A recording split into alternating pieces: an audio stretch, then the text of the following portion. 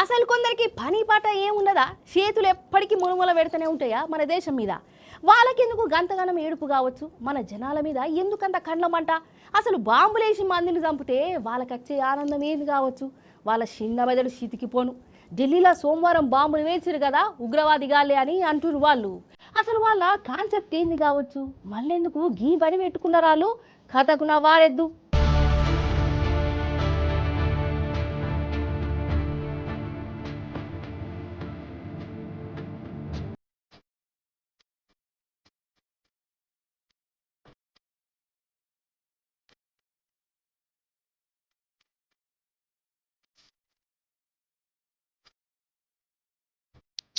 పాపం ఏంది గోస?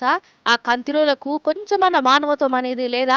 వాళ్ళు కడుపుకు అన్నం తింటాన్రా ఇంకేమన్నానా? లేదు. ఏంది మరి? గట్టు పంచాయదా గల్వా పంచాయదా? అన్నం పుణ్యం తెలవని వాళ్ళ పానాలు తీసుడేంది?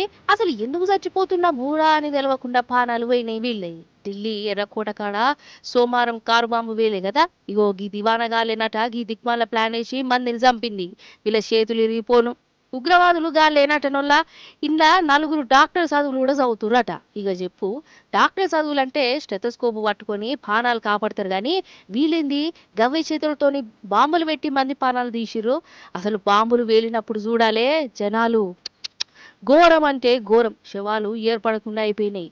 ఇక చాలా మందికి దెబ్బలు కట్టినాయి, దాకినాయి, దవాఖాన్లలో ఉన్నారు.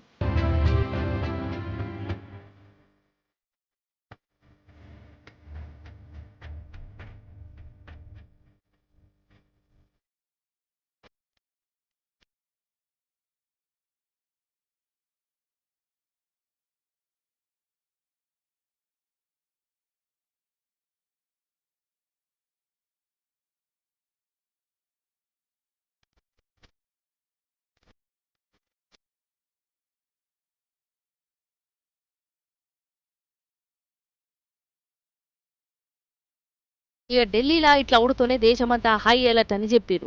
ఎక్కడికక్కడ చెక్కింగ్లు గిక్కింగ్లు పెట్టుకున్నారు. కాదు, అసలు దేశ రాజధాని నడి సెంటర్లా కార్లలో బాంబులు పెట్టుకొని ఆరాంసే తిరుగుతుంటే అసలు అక్కడి పోలీసులు ఏం చేస్తాన్లు? సర్కారు వాళ్ళు ఏమైపోయారు? అసలు సెక్యూరిటీ అనేదే ఉండదా ఢిల్లీ పట్టణానికి? ఇక ఇంకో దిక్కు గిట్లా బాంబు బ్లాస్టింగ్లు జరుగుడుతోనే మన ప్రధాని Modi sir, home minister Amit Shah sir అయ్యో పాపం మందిని చంపినోళ్లను ఎవ్వరిని ఇడిచిపెట్టం, గట్టిగా బుద్ధి చెప్తామా అన్నవట్టిరు. ఇక ఈ దర్యాప్తును ఎన్ఐఏకు అప్పజెప్పిరు. ఈ ఎన్ఐఏకు అప్పజెప్పిరు అంటే ఉగ్రవాదుల లింక్ ఉంటేనే అప్పజెప్తారు అన్నట్టు.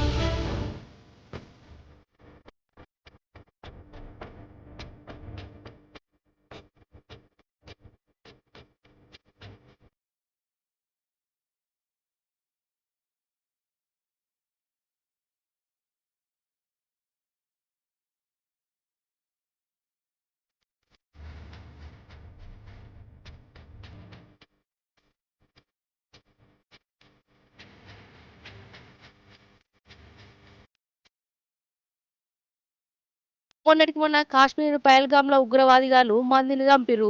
అది ఇంకా కండ్లల్ల మెదులుతూనే ఉన్నది. దేశం ఇంకా మర్చిపోలే. అందులో ఇగో మళ్ళీ ఈ బాంబు బ్లాస్టింగులా ఏంది ఇది అసలు?